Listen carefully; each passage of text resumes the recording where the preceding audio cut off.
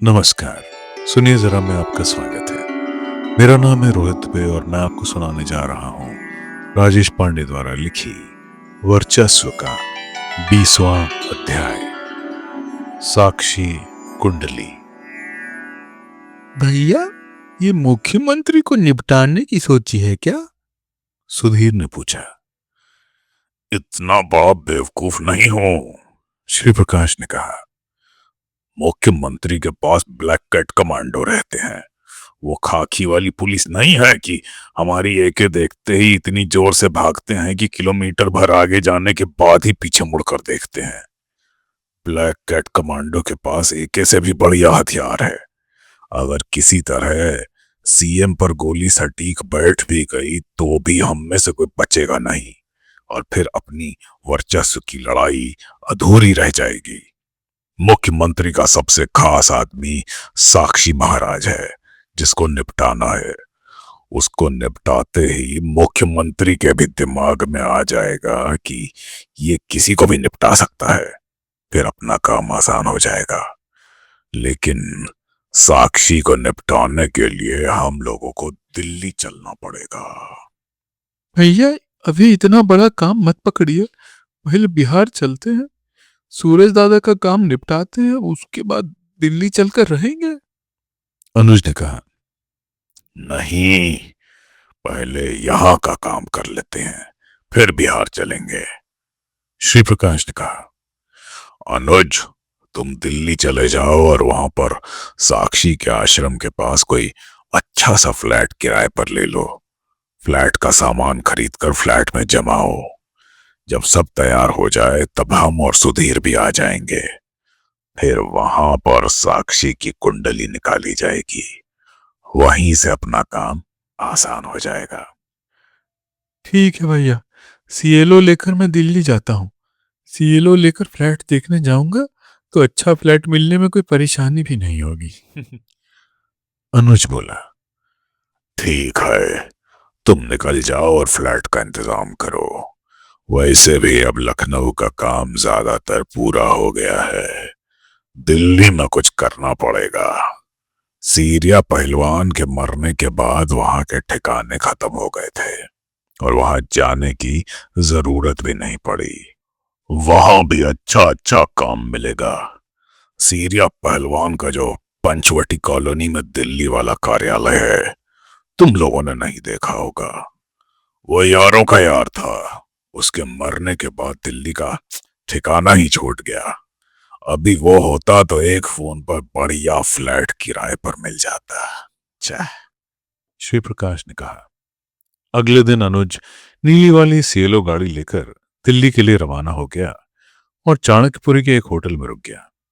हिंदी अंग्रेजी के सारे अखबार मंगवाकर वह किराए के फ्लैट वाले सभी विज्ञापनों में फ्लैट का पता और टेलीफोन नंबर डायरी में नोट कर लेता था और फिर फ्लैट मालिकों से बात करके फ्लैट देखने जाता था। एक दिन अखबारों के विज्ञापन के मुताबिक अनुज ने वसंत कुंज के एक मकान के टेलीफोन नंबर पर बात की तो उसने बताया, आप वसंत कुंज डी ब्लॉक में आ जाइए, मैं आपको वहीं मिलूंगा। अनुज ने वह फ्लैट देखा। फ्लैट अच्छा था।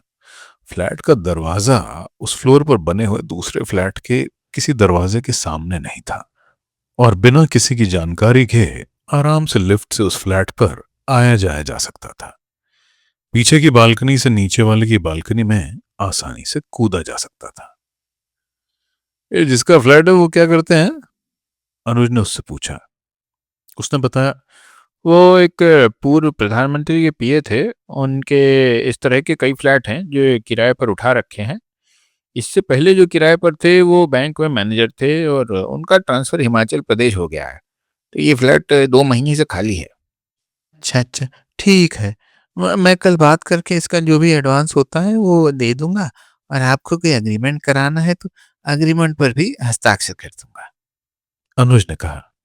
अनुज वापस होटल में आ गया और शाम को श्री प्रकाश को फोन करके बताया, वो फ्लैट ना प्रभावशाली व्यक्ति का है, यहाँ जल्दी पुलिस नहीं आएगी। अगर पुलिस आती भी है तो पीछे से कूदने के लिए ठीक नीचे वाले फ्लैट की बालकनी में थोड़ा रिस्क लेकर कूदा जा सकता है और वहां से नीचे उतरकर भागा भी जा सकता है। फ्लैट का किराया 4,500 मांग रहे हैं। मैंने हाँ कर दी। बहुत बढ़िया, वहां से साक्षी का आश्रम भी पास पड़ेगा। कल उसका एडवांस दे देना और अग्रीमेंट साइन कर देना। श्री प्रकाश ने कहा। जी भैया, ठीक है। अनुज ने कहा। अगले दिन वह फ्लैट किराए पर ले लिया गया और 3-4 गद्दे, चद्दर और किचन के छोटे मोटे सामान भी अनुज खरीद कर ले आया।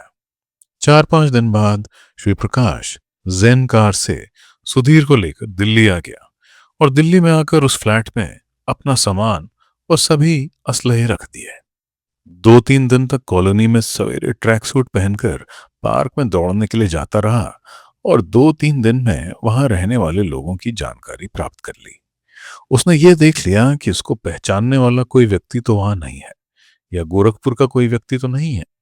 पूरी तरह से इत्मीनान करने के बाद 3-4 दिन बाद श्री प्रकाश, अनुज व सुधीर साक्षी महाराज के आश्रम पहुंच गए। आश्रम में मौजूद लोगों ने बताया कि साक्षी महाराज सवेरे सवेरे सत्संग के समय मिलते हैं। सुबह 6 बजे आना पड़ेगा। दोपहर में वह किसी से नहीं मिलते हैं और शाम को अलग अलग जगहों पर सत्संग या प्रवचन के लिए जाते हैं। इतना सुनकर ये तीनों लौट आए और अगले दिन सवेरे 6 बजे ही वहां पहुंच गए। गेट पर लगे स्वयं सेवकों ने नाम पता भी पूछा और हाथ लगाकर तलाशी भी ली। सुबह काफी भीड़ थी और गेट पर जहां से भीतर की तरफ जाते हैं वहां से साक्षी महाराज दिखाई नहीं पड़ते थे। थोड़ा घूमकर सत्संग वाले हॉल में जाना पड़ता था। तीनों ही भीतर हॉल में गए और वहां बैठ गए। इस बीच तीनों ने बाहर निकलने के रास्ते, साक्षी महाराज के आने जाने के रास्ते को कायदे से देख लिया। उन तीनों ने यह भी देखा कि बड़ी संख्या में साक्षी के व्यक्तिगत सुरक्षा गार्ड्स भी हॉल में आसपास मौजूद थे, जो देखने में पूर्व सैनिक लग रहे थे। लौटकर श्री प्रकाश ने कहा, असलहा बैग में ले जाने पर यहाँ चेकिंग करने वालों से मुचहटा हो सकता है। भीतर घुसते ही अगर मुचहटा हो गया तो साक्षी तक पहुंचना मुश्किल हो जाएगा। अगस्त का महीना है, अभी ठंडक नहीं पड़ रही है।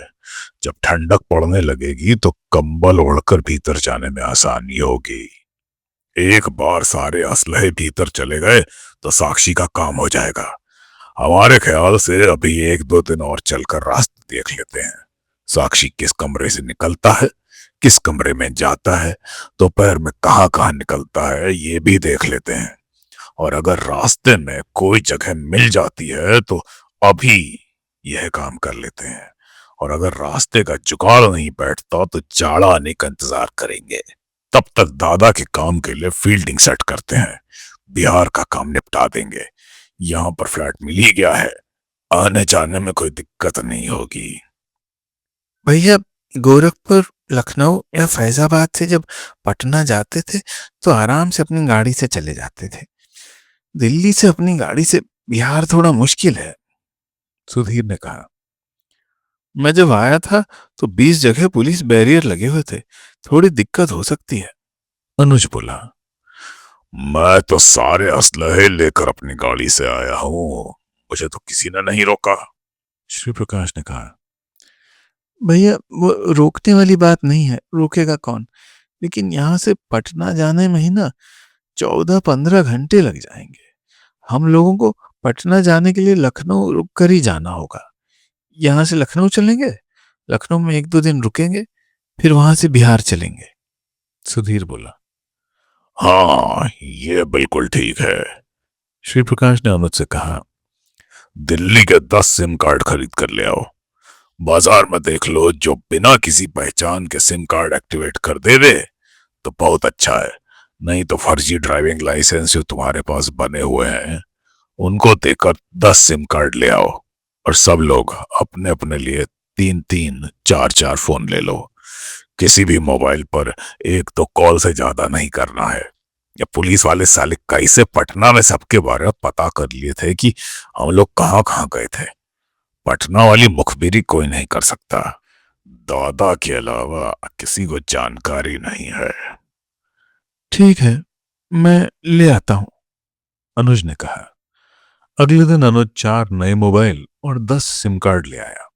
सारे सिम कार्ड मोबाइल में लगा लगा कर चेक किए गए और तीनों बहुत खुश हुए कि सभी मोबाइल काम कर रहे हैं। साक्षी का काम हो जाने के बाद पुलिस भी हल्की पड़ जाएगी और नेता भी कोई नहीं बोलेगा, और इलेक्शन में सभी लोगों को खड़ा किया जाए तो 20-22 सीटों पर हम आराम से अपना कैंडिडेट खड़ा कर सकते हैं। श्री प्रकाश ने कहा, सूरज भान दादा ने जैसा बताया कि जिस जिस क्षेत्र में बूथ छापने वाले लौंडे हैं वहीं पर अपने लोगों को खड़ा करेंगे, लेकिन एक एक कैंडिडेट को लगभग 1-1 करोड़ रुपए देने पड़ेंगे ताकि बूथ छापने वाले लड़कों के खाने पीने का इंतजाम किया जा सके। असलहे तो लगभग सभी के पास है, इसमें किसी को दिक्कत नहीं आएगी। 10 दिन के लिए अपने क्षेत्र में घूमने के लिए एक गाड़ी किराए पर और खर्चा पानी देना होगा। इसके हिसाब से 25-30 करोड़ अपने पास होने चाहिए। बैनर पोस्टर का खर्चा भी बहुत होता है। अनुज ने पूछा, भैया हम लोग तो निकल ही नहीं पाएंगे, पुलिस मार देगी, ये काम कौन करेगा? ये बताओ कि बिहार में कितने लोग जेल से इलेक्शन लड़ते हैं और सभी जीतते हैं। सूरज भान दादा ने यही आइडिया दिया है कि इलेक्शन से 6 महीने पहले सेटिंग करके हम लोग कोर्ट में हाजिर होंगे और जेल से ही पर्चा भरा जाएगा और जेल से ही इलेक्शन भी लड़ेंगे। दादा ने बिहार के लिए यही कार्यक्रम बनाया है। उन्होंने अपने कैंडिडेट के नाम फाइनल कर दिए हैं। श्री प्रकाश ने कहा, अच्छा था, ठीक है, बिल्कुल हो सकता है, लेकिन 20-25 करोड़ कहाँ से लाएंगे? अनुज ने पूछा। सब आ जाएगा, श्री प्रकाश ने कहा। रेलवे का टेंडर ही 10 करोड़ दे देगा। शाही का कोई भी आदमी अब गोरखपुर में टेंडर लेने के लिए नहीं जाता है। हरिशंकर तिवारी को और निपटाना पड़ेगा और उनको निपटाना बहुत आसान है। अब उनको दिन में 3 बार फोन किया करूंगा। लड़के लगा दिए हैं, उनकी रोज की कुंडली शाम को बता देते हैं। मैं तो चिल्लू पार से ही लड़ूंगा। हरिशंकर तिवारी पर्चा भी नहीं भरेंगे। बाकी सबका भी इंतजाम कर दिया है। लखनऊ के बनी अब ना तो किसी के पास जाएंगे ना ही साख पर आएंगे। जितनों की कुंडली अपने पास है सब 1-1, 2-2 करोड़ वाले हैं। सब बिना हल्ला किए पैसा दे जाएंगे। अब पैसा हम लोग अपने पास रखेंगे। विराट नगर में एक होटल की बात वहां तय कर दी है। 20 कमरे का होटल है। 25 लाख रुपए में वो देने को तैयार हो गया है। वही होटल ले लेंगे। अपने सारे लड़के ही वहां पर होटल का कामकाज देखेंगे। पैसा सब वहीं रखा जाएगा और वहीं से पैसा सबको देंगे। भैया बहुत अच्छा आइडिया है, अनुज बोला। तो मित्रों, ये था वर्चस्व का 20वां अध्याय। लाइक, सब्सक्राइब, हाइप और शेयर करना मत भूलिएगा। अगला अध्याय हम जल्द ही लाएंगे। सुनने के लिए धन्यवाद।